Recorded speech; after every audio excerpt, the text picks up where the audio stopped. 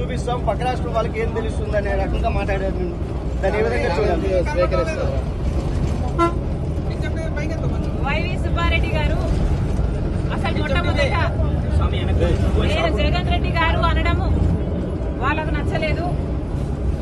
సరే, మీకు జగన్ రెడ్డి గారు అని నేను అనడం మీకు నచ్చకపోతే ఇప్పటి నుంచి జగనన్న గారు అనే అందాం, నాకేం అభ్యంతరం లేదు. కానీ వైవి సుబ్బారెడ్డి గారు వాళ్ళు చేసిన డెవలప్మెంట్ ని చూపిస్తామన్నారు. సరే సార్, మీరు చేసిన డెవలప్మెంట్ చూపించండి, మేమంతా సిద్ధంగా ఉన్నాం చూడడానికి. డేట్ టైం మీరు చెప్పినా సరే, మమ్మల్ని చెప్పమన్నా సరే, మీరు చేసిన అభివృద్ధి ఏమిటో చూపించండి.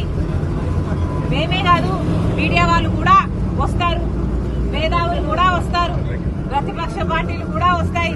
మా అందరికీ చూపించండి.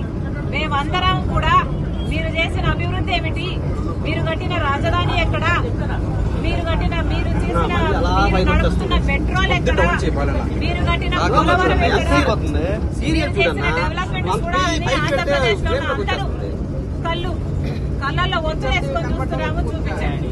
డేట్ మీరు చెప్పినా సరే, టైం మీరు చెప్పినా సరే, నన్ను చెప్పమన్నా సరే రెడీ.